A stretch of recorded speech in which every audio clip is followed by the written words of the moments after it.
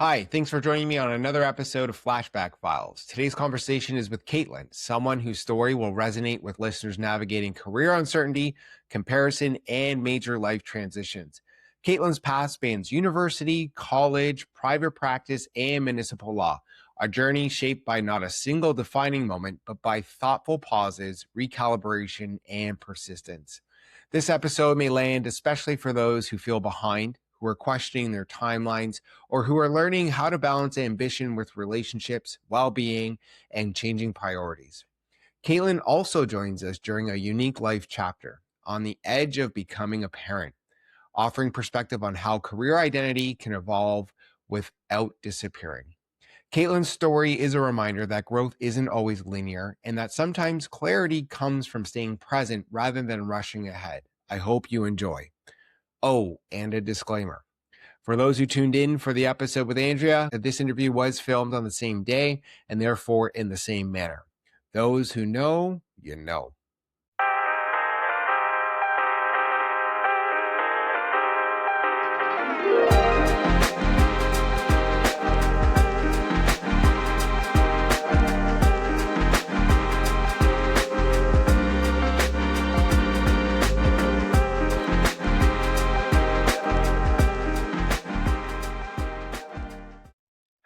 Welcome back to Flashback Files, where we're helping young students, recent grads, and young professionals reflect on how early experiences shape confidence, identity, and leadership. Today, we have Caitlin. We're going to explore how Caitlin navigated academic choices, career pivots within the legal field, and the transition from private practice to municipal law, all while entering a new personal chapter as an expected mother. Caitlin, welcome to the show.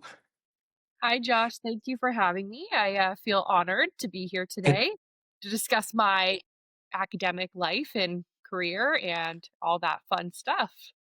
Yeah, I'm looking forward to getting into it. Before we ask the hard hitting questions, do you want to share with listeners a little bit about you? Yeah, sure. So I've been born and raised in Hamilton my entire life. I went to high school here. The only thing I didn't do was my post secondary I went to the University of Guelph. I've played hockey my whole life. Big family, pets too. But yeah, besides that, just been driven and been doing school and work and now prepping for a baby. All exciting stuff. We'll get into that a little bit in terms of like your mindset now versus maybe pre-expectant mother. But let's go back to the beginning. When you think about yourself growing up, how much emphasis was placed on education or career in your household? Not so much the education, like that was obviously I always had to go to high school, had to finish all those things, but it was more so placed on a career because my mom was a single mom for a little bit and she was always the breadwinner in the family growing up until we were older. So she always said to me, "You have to be able to rely on yourself for finances. You always have to make sure you can make it through. And anyone else who enters your life is just really a bonus, right? But not to rely on them." So she always said, "You need to get a good job or you always have to be working." I started working when I was 12 babysitting. And then the second I could, she put me into work at McDonald's. She made me apply on my 15th birthday just because it kept me busy and out of trouble.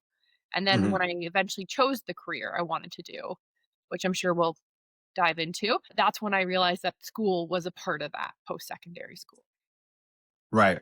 So you and I have a similar part-time career path with McDonald's. Yes. I reflect pretty heavily in prior episodes in terms of McDonald's training and the experience.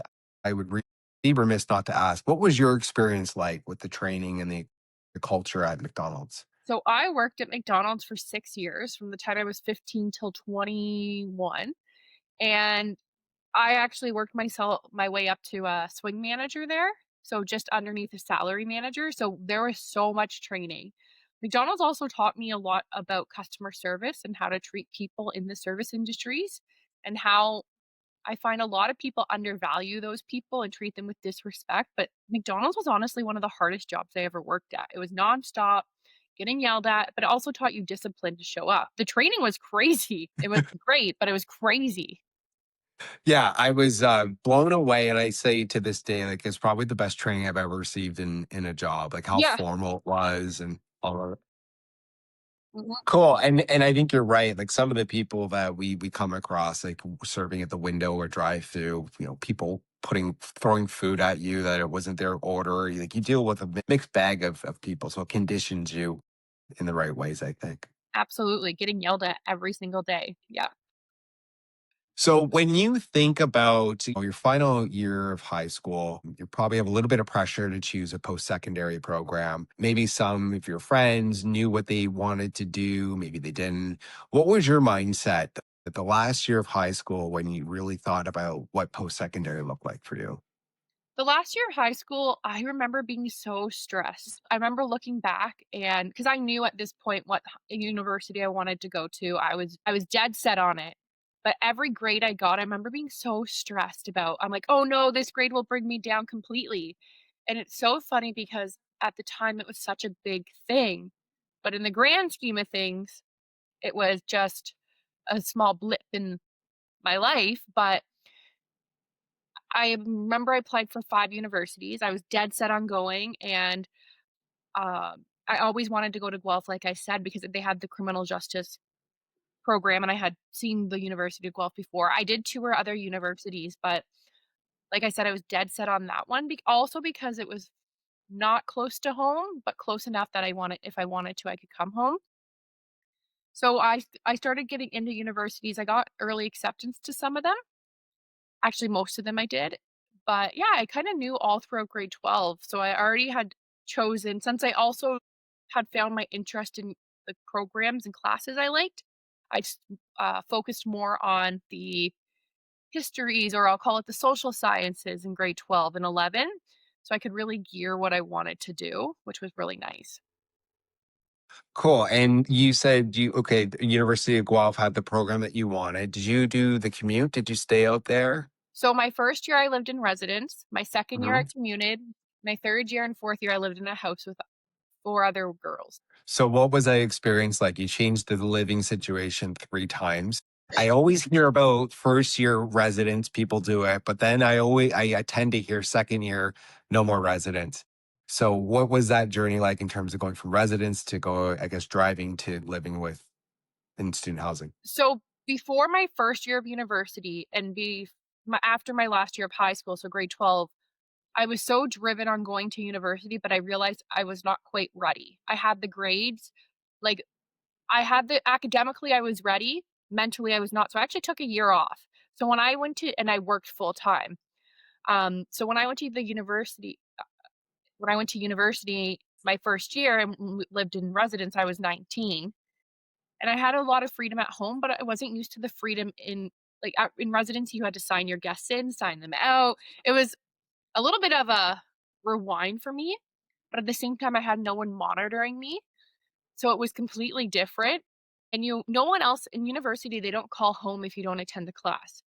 You are completely accountable, like, you need to attend your classes. So it was different, but I also entered into a relationship right before going to university, which, young listeners, it didn't hold me back academically, but maybe a little bit socially, Yeah. just because I came home as much as I could to see him. But honestly, and then my 2nd year, I commuted to save money and just life circumstances at that time, that's kinda what led me to commute, but I definitely loved the campus and being there, so my 3rd year, I said, "I have to be back." Mhm. Okay. So I'm going to go back to the relationship. And the reason I bring it up is because it has come up in prior episodes, and the questions are around how do you balance your ambition with your relationships, and maybe how you handled it as an individual, whether it was right or wrong, doesn't matter, but like how did it show up for you? So, when I was 19 and 20, it was a lot harder to balance because I hadn't learned that yet. I do know people who can balance it at 19 and 20, and they are completely great with it, but I spent a lot of time focusing on him and his wants or needs and going to see him, and a lot of headspace was spent thinking of him and going to see him. I do know other people that's not the circumstance, but my case was I was completely codependent on him, and he was also my first relationship I had ever really been in. Moving forward in life, relationships have it didn't hold me back from going to classes or showing up for my exams, but it held me back from being on campus for homecoming weekend or spending time with my friends because I was young. Not because I was only young, but because I didn't know how to balance. I didn't know a healthy balance. Now it's easy in my 30s. My relationship is one thing, my career is another, my friends are another, and they all kind of intertwine. But back then I was not very good at balancing both. And I do know people, like I said, that's not the case, but for me, I was completely I don't wanna say obsessed because it makes me sound a bit cuckoo, but I kind of was with him. I was completely codependent.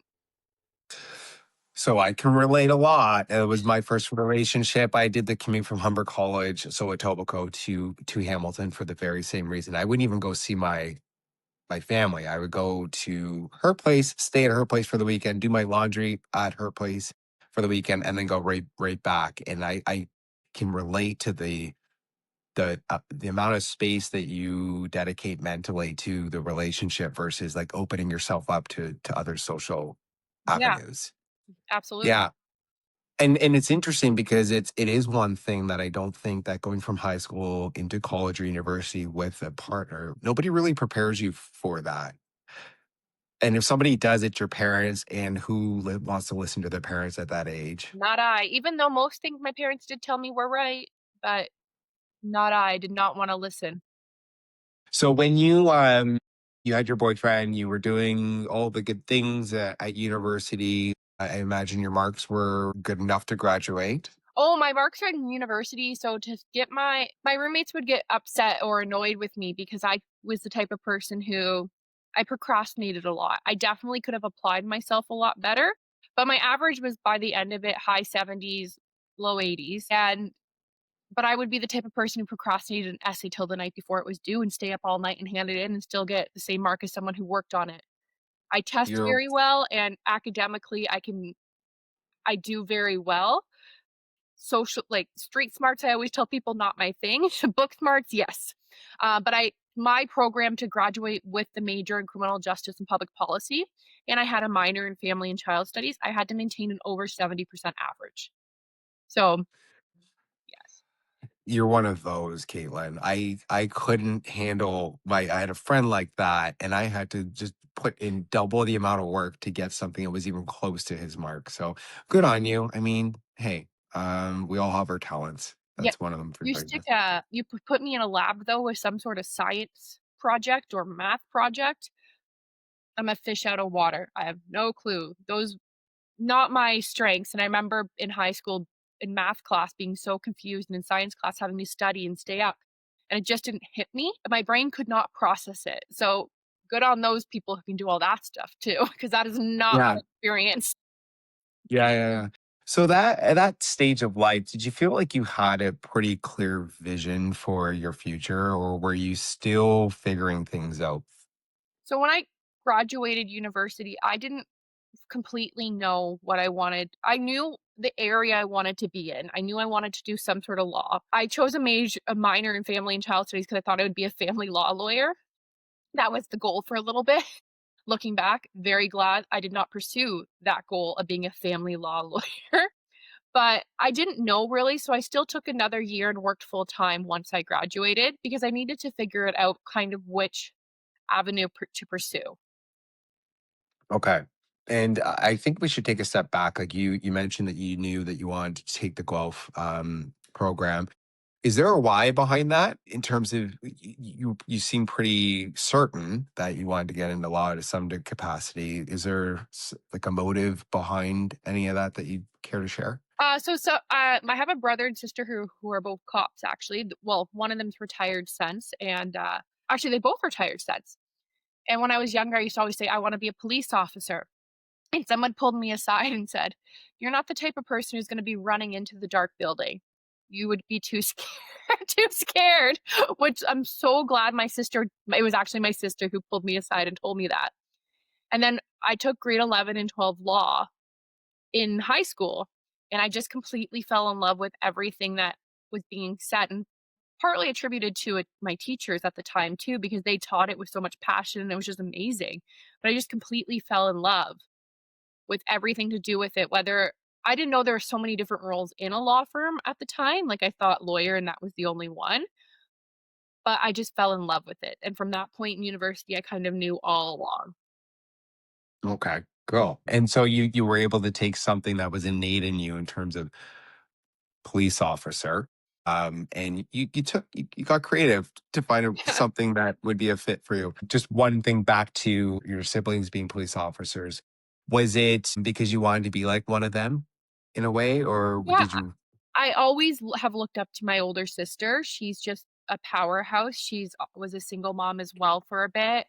She's a bit older than me because my mom and dad had an age difference. She's my half sister. So I've got to really see her live out her career, and I was just always so in awe of her. I admired her. And I always admired my mom too, don't get me wrong. But the side of the blood idea of she's a nurse, the idea of any of that stuff just makes me queasy. So I and it's science. So that was not the right way.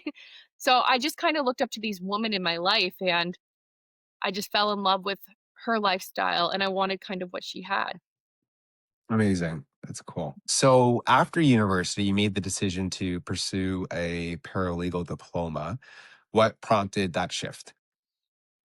Honestly, it was I so at this time I was about 24, which at the time felt very old. I need to be in my career, I need to be ready. I'm an adult, but retrospective I was very young still.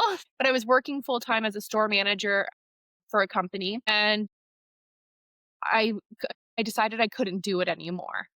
And I needed to pursue the law. And law school, I didn't write the LSATs or anything like that, but I Suits had come out I think at this time, and I fell in love with Rachel, the paralegal. and I said and I looked at what paralegals could really do. And they could do a lot of stuff. And you actually don't need the university degree to go to Mohawk to get your paralegal license, but it was definitely helpful for me looking back in retrospective. Everything turned out exactly how it should have Mhm. because I was at a little bit older so I could apply myself. But essentially I was like, what is the better route for me in this time of my life financially and time wise? Because the paralegal program was 2 years versus a 3 year law program, plus writing the LSATs, plus all that stuff. So part of it was I was just looking for something that was similar without having and I know this doesn't sound the greatest for ambition wise, but it was also a little bit easier for me to get into at that time as well. So I picked the simple route at the time for me, but I don't regret it for 1 second. Fair enough. That's an honest answer. I think quite a few people can relate to that. Yeah. So did I hear correctly that you worked full time between high school and university? So between high school and university, I worked full time at McDonald's for a year. And Yeah. then between university and college, I worked full time at a, we'll say not safe for work store. It was an adult Okay. yeah, it was their sister company's called Coquette International. So, that Okay. we'll just keep it Okay. there, yeah. Okay. Nothing legal, Yeah. legal, everything was legal. It's on my resume. Yeah. So what I want to get at is in between pivotal moments of your education, high school, post secondary to another post secondary program, you took that year. And I'm just curious to know, as you see maybe friends moving on, possibly, maybe not, but particularly when you went from university to college and you might have graduated with a bunch of people in undergrad and they went on to maybe get jobs, that sort of thing in the field. Did you feel any sort of pressure to keep up in some way?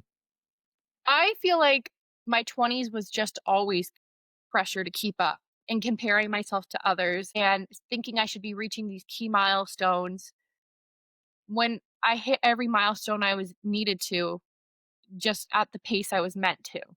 But I remember the good thing with all my university friends that I hung out with, every single one of them pursued either grad school or went back to college because we were all still so young. Starting your career at 24, if that's someone's case, like great for you, but mentally, I was not ready. But I remember feeling some sort of pressure, like I always felt pressure that I should be doing more. I should be doing better. I should be in a relationship. I should be getting married.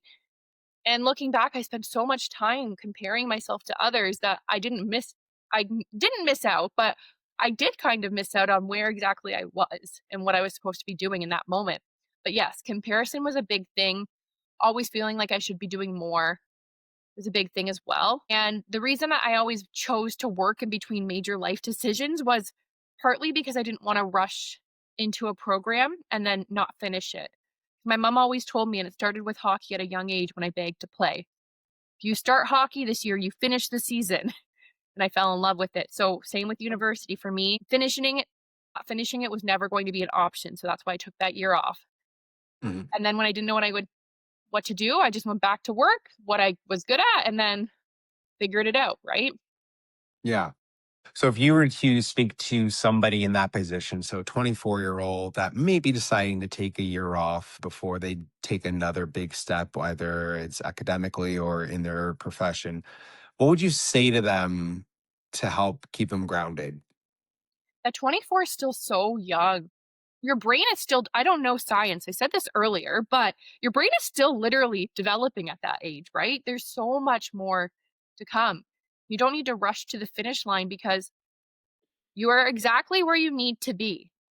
I know it sounds cheesy and it doesn't sound realistic, but and at the time, your friends may be getting married. My friends were getting married at this time. Your friends may be having kids, but you are exactly where you need to be, and it all does come together because that's been my experience and anybody's experience who's ever felt that. And also, it's another cheesy little line here. Comparison truly is the thief of joy. You will miss out on where you're supposed to be if you're too busy comparing yourself. So take time, think, because these are major life decisions you're making and still so young, right? Even right now, if I wanted to change for career wise, I could. Nothing is set in stone. You can always make choices because life is too short not to be happy. I'm just hitting you with all the cheesy lines that are just so true. No, I think you're nailing it there, and there's an underlying message of like with all those things that you're throwing out at us right now, it's remaining present in where you are. You're only 24 once. That's not to say like go party, whoop it up and all that, but just to study the art of presence, whatever you're doing, whether you're reading a book or out with friends or, playing with a niece, just being in the moment versus worrying about what somebody next door is doing. Yeah, these are such big life decisions that you feel once you make, they're set in stone. And Hmm. even if you're not happy, you have to live with that. But like I said, life is too short to wake up every single day and not love what you're doing or at least like what you're doing, right? I know people who Hmm. go to work and they're miserable and you are never too old to change the decisions you've made. And 24 is still so young to feel like you have to make these huge decisions. So it's okay to take a year. I mean, stay motivated, stay ambitious, stay goal oriented in that year. It doesn't mean sit on the couch and binge watch TV every single day. I mean, you can do that once in a while, but stay ambitious, but take the time if you need it. Absolutely. Well put. Cheese and all. Love it. Cheesy all. I love the cheesy lines that people used to hit me with when I was younger, and now they're just so true. Yeah. Yeah. So how did it feel going back to again your decision to go to college? How did it feel transitioning from academic theory into applied real world legal work? So, college was a completely different experience, and in my head, you know what? It was very humbling because I was under the impression that, and this is very ignorant of me, so better not get canceled, but I thought that college was for people who just couldn't apply themselves as well. But college was a very good experience. It taught me, like you said, real life, actual work in the career that I wanted to do, similar to the trades. The trades are so underestimated, but the trades are such a good place to be, right? But college, it was very different. University is more, here's all your deadlines for the whole year. Show up or don't show up. We don't care, but these are your deadlines. In the first few years, especially. The last year, you get into tutorials and stuff. In college, you have to go to class. I actually had to buy the textbooks and they give you homework and stuff. So it's felt like A little bit more back in high school, but with actual stuff that you're interested in doing. Mm. I personally loved the workload in college, and looking back since I was a little bit older, I really applied myself more. Hmm, that's interesting. Being somebody that went to college, I was intimidated by university. I was intimidated by the deadlines, and if I'm being honest, I didn't think I was smart enough to do university, which was just a record that I was playing in my head. And so it's interesting you put it that way because I think there was a bit of, if I were to say looking back, and hopefully I don't get canceled, but I had some shame in terms of, oh, I'm only going to college versus university. And that was me comparing most of my friends. You touched on comparison, and it's just like, no, just do what's right for you, whether it's going to school for a trade, college, university, or maybe you don't do post-secondary. Maybe you're just good at whatever you're doing full time is the job that you were doing in high school or what have you. But Yeah. I'm glad you said that. Well, yeah, because it's I feel like I said, it wasn't my experience, so I didn't know it until I lived it. Mhm, It College is a great place to be if you know what you kind of want to do, because it's very when you're in there, as you know from going, it's very program oriented. Like, I only learned paralegal stuff. Opposed to mhm, university was good because it gave me the theory behind everything, but then college, like, you nailed it, exactly what applying it is. So if you are fresh out of high school and you know exactly what you wanna do, I want to be a paralegal or I want to be a law clerk. Those programs would be great because that's exactly what you're going to learn, which I had no idea. I had no idea. mhm. Most of my friends who went to university went back to college. And that's not to say university was a fail for them. They just needed to get that hands-on practical knowledge versus the theory of it all. Period. Right. Yeah. So you've worked across private firms and now municipal government. What were the biggest adjustments in those early roles that you had to make? So private law, I actually got hired at the place because another great thing about college is I got a placement and I did co-op for no, a full semester. And you had to hit so many hours, and I actually got hired at the place I did my. You had to interview and whatnot, and then they after it was done, they interviewed me and they hired me. And I found private law, the hours are all the time. You're never off the clock. So the biggest Hmm. municipal law is we're busy, we have a lot going on, but the work-life balance is a lot better. The flexibility is a lot better. Young lawyers could probably they may make a lot more in private. Lawyers might make a lot more in private because you're billing by the hour instead of a base salary. However, work-life balance, I think I've said that 5 times because that is my biggest change in both.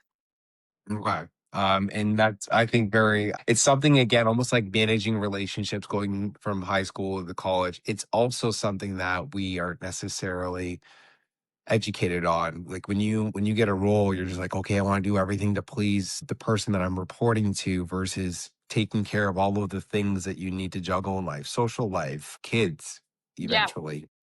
Yeah, and Um, I didn't know at the time, and I am so grateful for my private law experience because it taught me a lot about balancing and learning how to speak up and learning about how to manage people's expectations of me, right? If you already have 6 things that are due on the same day, it taught me how to communicate that it's okay to say, "I will not be able to do all of these things today. What is a priority and what can we push or what can someone else help me with?" It taught me that because that doesn't come naturally, especially when you're a people pleaser to your core. You're like, "I'm gonna suck it up and I'm gonna be here." But it taught me all that, and it was really great. so was there a pivotal moment where you were just burning the candle at both ends? You almost had like one of those fake significant moments, or was it like a slow boil where it's like, I gotta address this. This is not something I can do It long was term. was a slow boil, but, like, one big moment where I was just like, "I can't." I was working very long hours, and at the time, the pay maybe wasn't reflective of that. Because also speak up for your worth, people. I didn't learn to do that either. And, Mhm.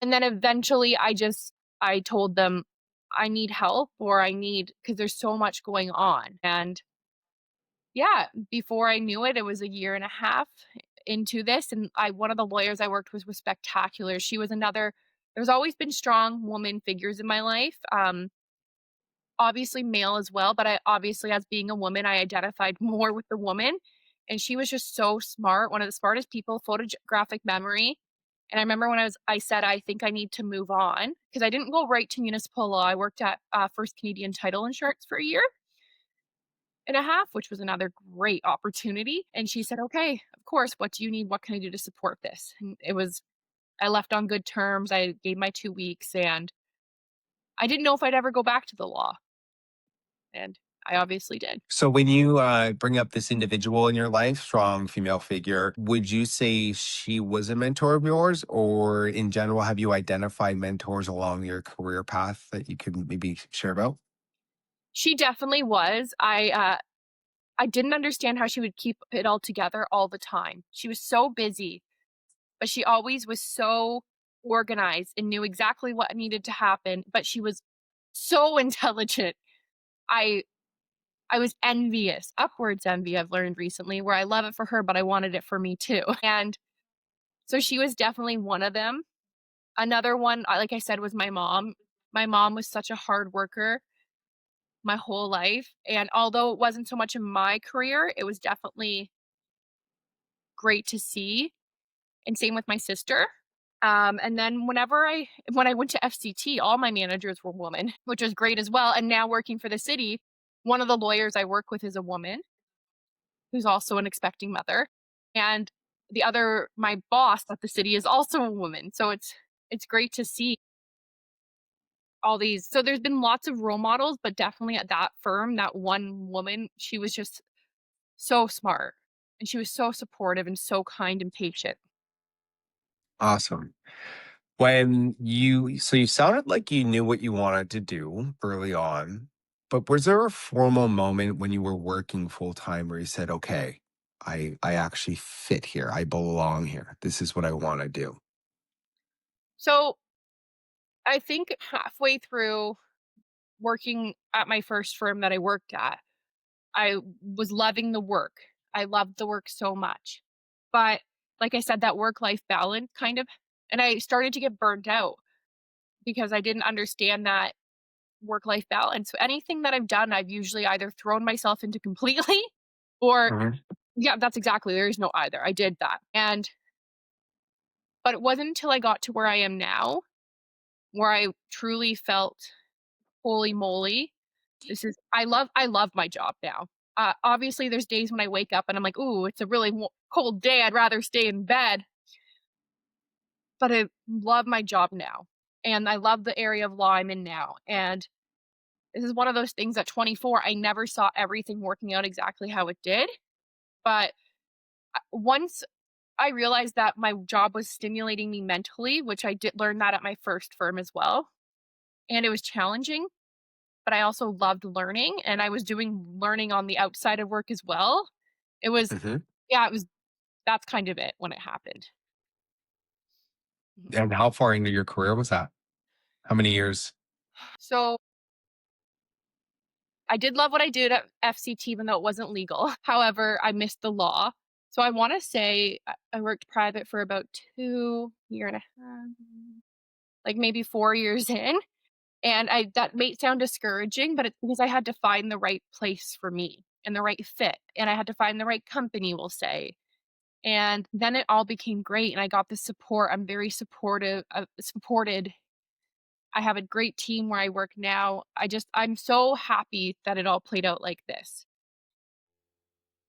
Yeah, I think when you say 4 years, I think that gives perspective too, because sometimes more you touched on getting, going to school for paralegal college, it's applied, you get a co-op, you get a role as a paralegal kind of thing. Somewhat the trajectory. But in university, you get a business degree and you don't necessarily get a business job. It's you start in the early stages of an organization. So I think what you're touching on, and I'm just trying to draw some similarities, is sometimes we're going to start in roles that aren't necessarily what our dream jobs are right off the bat. Sometimes we need the reps in to understand the ebbs and flows, what's going well, what don't I like about it? Do I need to make a move and go to another role?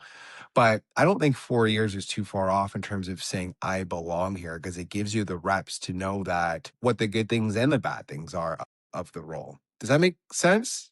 Absolutely, that's exactly what I was trying to say, but in to what's the word I'm looking for? Summarized terms, so thank you for that. So, yes, I that's exactly it, and I thought you go to school my idea was you go to school, you get job, you stay in job forever. You fall in love, and even if you don't love it, you stay because that's what you do, and that Mm, was not the case for me. I went to school, came back, went back to school, right? I wrote my paralegal licensing exam. I already was working at a law firm, and then it took me and don't get me wrong, I'm so grateful for all those job opportunities and everything they gave me, but I truly realized life is too short not to love or at least like what I'm doing, right? And I truly mhm. love what I'm doing now.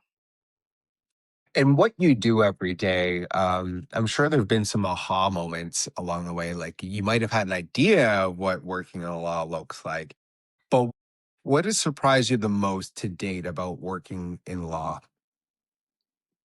Honestly, I was so intimidated by the idea because so as a paralegal, I didn't realize how much support the support staff truly give lawyers, right? And as a paralegal, you can take on your own files and I'm licensed by the Law Society of Ontario and all those things, commissioner of oaths, notary public, whatever. But I didn't realize like the amount of teamwork it takes when in a team and the amount of support it goes. Like the lawyers I work with, and there's a legal assistant on the team as well.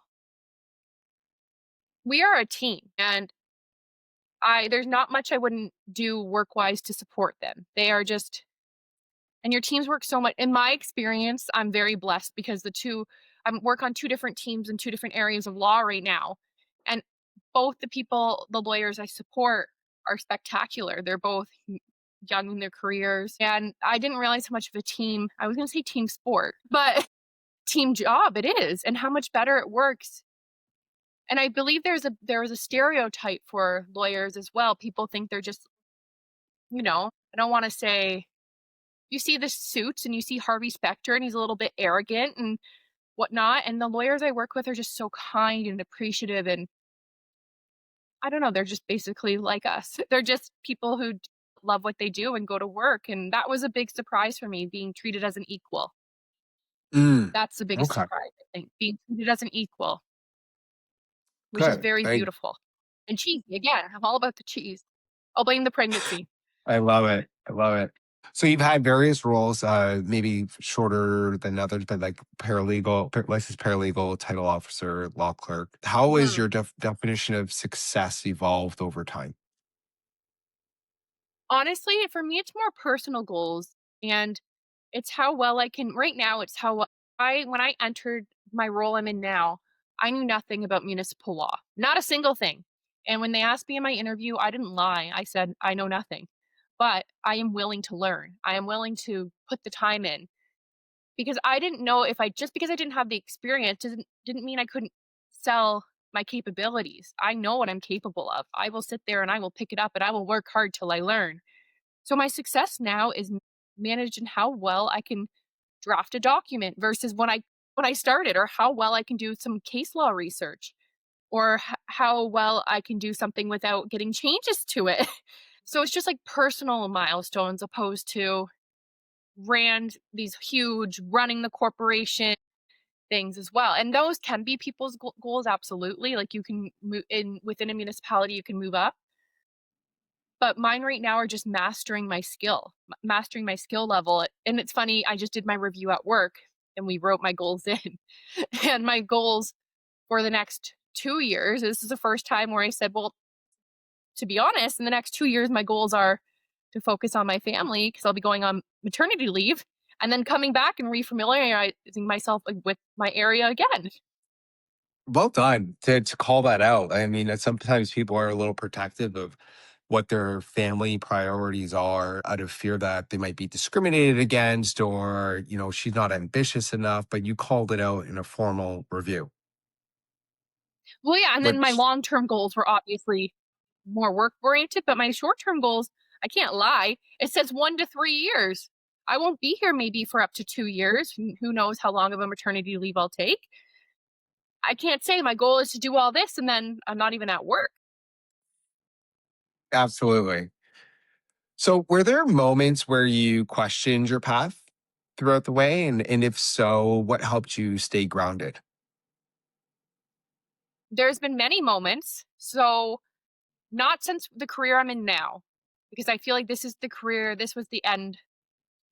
This was the ultimate goal where I am now, and I didn't think I could ever achieve it. But along the way, making my way, watching people, like again, comparing, watching people hit milestones, being in jobs where I necessarily didn't get paid reflective of what I was doing, working long hours. There was times when I questioned this, there has to be more. There has to be more. This can't be it. And each time it happened, I kind of told myself, well, I also had unrealistic expectations because I thought, like I said, you go to work, you get good job, you get money, you start family, that's it. And that wasn't my case. I had to work my way up. And many times when I was doing those transitions between jobs or making those big choices to leave a job, I always questioned, is this the right choice for me? And it always came down to you can try. And if it's not, you keep going. But the rule in my house was if you weren't in school, you are working full time. So I always ensured I had some sort of job and whatnot, but there's many times I questioned it. There's many times I said, "Is this what I need to be doing?" And Hmm. obviously at that time, I don't trust that the universe is going to I don't trust that everything's going to work out as it should. So then I get into my fear mode and, "Oh my goodness, I'm worried, I'm anxious." But then these opportunities happened. And if you work hard enough and you apply yourself hard enough, these things happen in my experience, and like I said, I don't question it at all now. I love what I do, but there's definitely moments along the way, but I think that's normal to question yourself as well, right? I think a lot of people probably do as well. Yeah, healthy questioning without getting maybe too hard on yourself about your competencies. There's maybe a fine line in terms of asking some healthy questions of yourself versus being critical, which I know in my early years, I was very tough on myself in terms of you didn't make the right decision or did you make the right decision and not having that healthy dialogue internally. Yeah, absolutely. So, what skills do you think matter most for young professionals entering legal or regulated professions today? I think just analytical and being able to do a lot of and you learn a lot of it as well in school and whatnot, but being able to look back is what like, take an outside look and look in, so research skills, but also being personable. I know that sounds crazy, but you deal especially in the private area of law, you deal a lot with, the outside public, right? But and honestly, just the ability to be open-minded, so you're always learning. I'm always learning. Just when I think I've mastered it, a new file comes in, I'm like, "I've never seen something like this before." So, open-mindedness and the rest and if you are a hard worker, the rest will fall into place, right? And the ability to ask questions. There truly is no dumb question. I've asked so many questions because I'd rather and to bring a notebook if you are starting in a legal field, anytime someone calls you into their office, you do not go in without your notebook or laptop because you better be taking notes. But I'd rather ask 50 questions than go back and have to redo something 50 times. Right. I've always I that took me a while to understand that it's okay to ask questions because when I first started working in law, someone would ask me to do something, I'd go, "Yeah, mhm," and I'd leave and go I'd call one of the other support staff and be like, "I have no clue what they just asked me to do." "Well, did you ask this? Did you ask this?" And it's like, "No, I didn't wanna look stupid." And you're not looking stupid, you're learning. I So, again can those are my take. relate. Yeah, I was just gonna say I can relate. I got to a point where I was so stubborn and I wanted to make it look like I knew what I was doing. I wouldn't ask follow-up questions, and I ended up doing it wrong over and over again. And I ended up getting like performance issue memo written to me because I just wouldn't ask the questions. I didn't understand. And I just it was a Yeah, weird it was almost like a panic or a fear that resulted in getting a performance memo written about me in my file. because we don't wanna seem like we don't know what we're doing, but it's okay to not know what you're doing. You are quite literally learning, and even that's another thing I've learned. The lawyer and I, we figure things out. We discuss them out loud. We have team collaboration. We just sit there and we're like, "Okay." And we look at the law and we look at the areas, and then if I'm confused, I will ask more questions, and that's okay. Like I said, I'd Mhm. rather ask the questions that also have done things wrong numerous times because out of fear of not writing the question, and in the long run, it creates more work for all the parties involved. If I would've just sat in their office for 15 minutes and asked them the questions, opposed to having to go in every day for 15 minutes to go, "This is what needs to be changed," right? Yeah. Yeah. So you are currently entering a major life transition, becoming a parent. How has this season Mm. shifted how you think about your career? You've touched on it, but when we think about how truly you think it will impact how you approach your career going forward, what does that look like for you? So luckily where I work now is very understanding and flexible. Not saying that will change when I'm in the office and what days and whatnot. I will definitely be going back to work, but I thought I'd be more stressed about going on maternity leave. And I am just so excited for this next chapter of my life that I think the job I'm in now and the work life balance I have will be great. Obviously, I'm saying this without having the baby here yet and without having to put them into daycare. And I know that first day, as a parent, you probably know, will be very hard when I drop them off. But I'm really looking forward to this next stage in my life because, again, this is not something I thought I would ever be or do because I was so focused on getting into my career. And another thing that kind of fell into place along that line was the partner I have now. He's just so supportive. He's there. He's very grounding. He is truly a partner. He just shows up in all aspects, and I never saw myself having a family or a kid until I was with him. The goal was always career, career, career, and then I was like, "Holy moly," I woke up one day in my 30s and they said, "I want to be a mother." So I'm very excited. I am not delusional to the fact that things are going to change, but I'm looking forward to the changes, if that makes sense. Career-wise, I think I'll be on maternity leave, so I don't know if I'm gonna be taking up to the 18 months yet. I might, we'll see, but my I love that in Canada you have the option to, and you can Mhm. take the time you want with your child because in other places in the world, that's not the case. So I'm looking forward to it. Work-life balance, I would love to say everything's gonna be great, no concerns? I don't know. As you know, your kids get sick in daycare, and then what do you do then? So maybe you'll have to talk to me in another 2 years when, because I know he's a little boy when he enters daycare or whatnot. Yeah, you're never truly prepared for those moments of, getting a call from daycare, you know, your child's sick, you need to come get them, that sort of thing, but, it's funny though how much your parental instincts do kick in, especially for mothers. Like it's just incredible to see.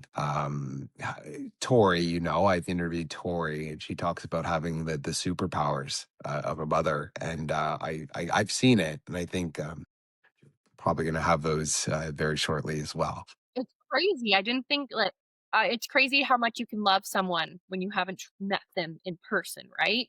But I have again, this is another point in my life where I've had so many different men as well, but mother role models, right? Like there was my grandma, my mom, Tori, Jen, Kelly, Jen's Tori's mom, also a very good friend.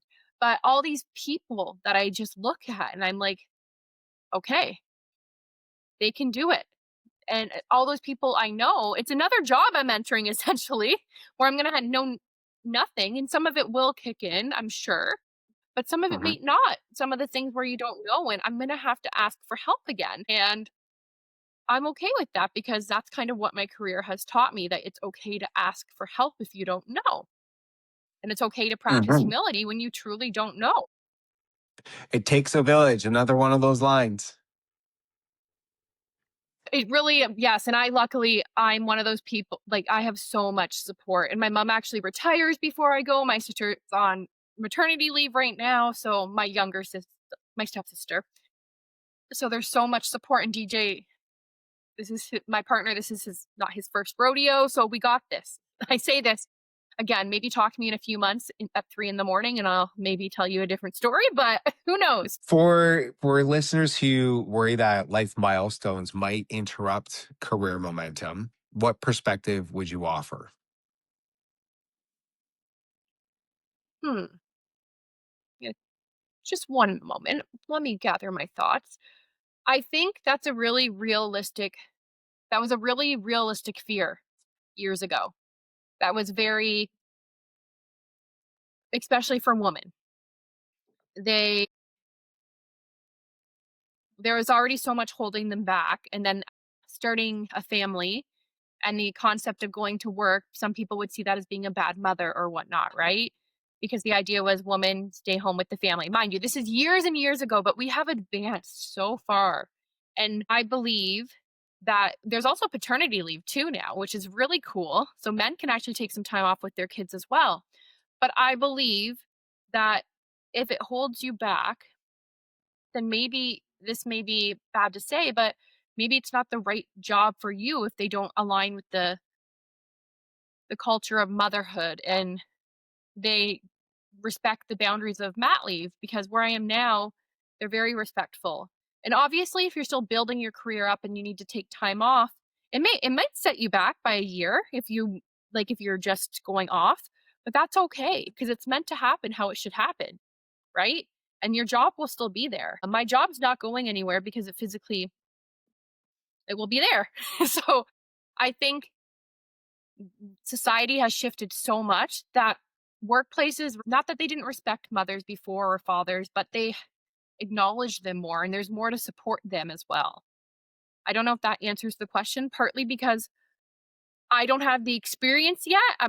My experience is that I'm completely ready for this, but other mothers I know, it has not set them back. It gives them more to juggle and more of a mental load, but it never set them back because I watched my mom and she was just career driven, but also mother of the year. And it's beautiful to see. I don't know if that answers your question, but again, maybe you talk to me a year after I get back from maternity. But the thing is now, like I said, there's so much protection for mothers and for parents that it shouldn't hold you back at all. Yeah, you answered it. Thank you. Okay. Um, if you could speak to yourself at 22 or 23, just entering the workforce, what would you want her to understand sooner? I'd want her to understand that everything is going to work out. All the hard work you've put in, all the money you've spent on education, everything is going to be okay and it's going to work out. There's going to be tough days where you're questioning it, if this is what you want to do, if this is what you want to be, but it will all be okay. And to stop comparing myself and to stop setting these unrealistic expectations because it will all be okay. And I know again, it's so much easier to say in hindsight, looking back, saying, "Oh yeah, it will all be okay." But in those moments, there was moments where I truly didn't think I'd ever figure it out. I didn't like. Yes, I went to university, but would I ever have the career I have now? And I didn't know that it will all be okay as long as you keep striving and you keep your ambition. If it stays the same, then it will all be okay. Workplaces acknowledge that when you're a hard worker, right? I think Absolutely. I that's heard a what I would saying. say is cheesy. Yeah, sorry. I was going to say, I heard a saying that 80% of success in any role is showing up. Mhm. You got to work hard, but showing up. Yeah, you gotta put the work in as well, but showing up and asking those questions and doing the work, absolutely. Yeah. Okay, just a few more, Caitlin, and then we'll let you go. So, Okay. looking at the big milestone that you have coming up, what does a successful year look like for you right now? You kind of touched on it in your review, but just personally and professionally, what does a successful year look like for you? So I'll start with professionally since there's only like a month and a half left of that for me for this year, 2026. Um, Honestly, wrapping up files to the point where I would feel completely okay with the next person coming in and looking at them and understanding where we are. Like we are truly a team where I work. So professionally, leaving on a going on leave on a great turn, like leaving people and setting them up for success. That's my goal. So they know exactly where things are, exactly what they need to do. I don't want to leave anyone stranded. So that would be the first month and also surviving the last few months of pregnancy. But then this next year, I think it will just be very family oriented. Again, I've been setting all these unrealistic expectations and I had somebody check me because I'm like, I'm going to learn to cook and bake and I'm going to do this and this on maternity leave. And they're like, why don't you just set the goal of keeping a baby alive?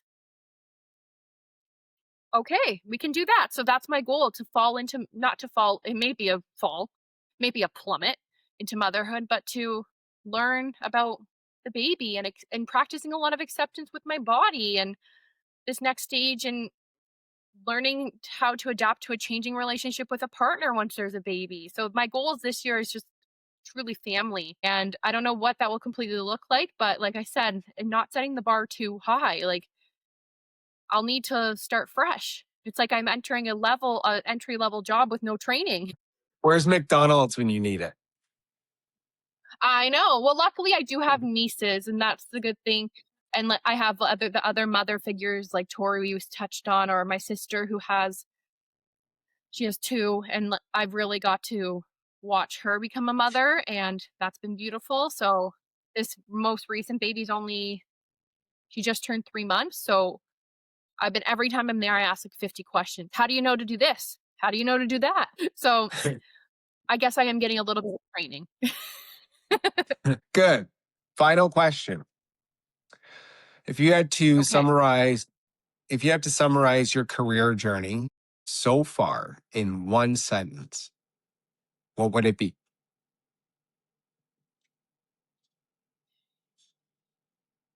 For some reason, Dor what's her name from Finding Nemo? Dory just What? keeps swimming. Love it. And I only say that because there's many days where it's busy and it's chaotic, but I love it. So I literally just have to remind myself, it's okay. Just keep swimming. I don't know why that's the first thing that popped into my head. Maybe the baby's already playing tricks on my brain. I don't.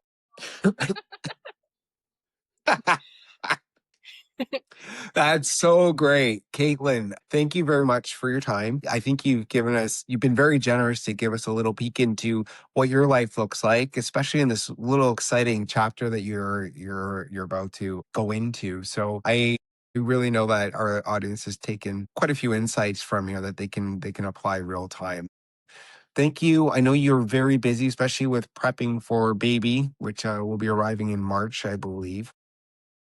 Yes. So yeah, thank you once again. Really appreciate it. Thank you, Josh. Thank you for having me as well. Caitlin's story highlights something we don't talk about enough, that meaningful careers are often built through seasons of uncertainty, comparison, and quiet resilience rather than perfectly timed decisions. What stands out most is her willingness to pause, reassess, and move forward without abandoning ambition, even as life priorities shift. Whether it's choosing applied learning over prestige, advocating for balance, or redefining success in different seasons, Caitlin reminds us that progress looks different at every stage. If this conversation resonated with you, especially if you're navigating early career pressure, changing goals, or the feeling that you should be further along, take this as permission to trust your pace. As always, thank you for listening to Flashback Files. If this episode sparked reflection, consider sharing it with someone who might need it. We'll see you on the next one.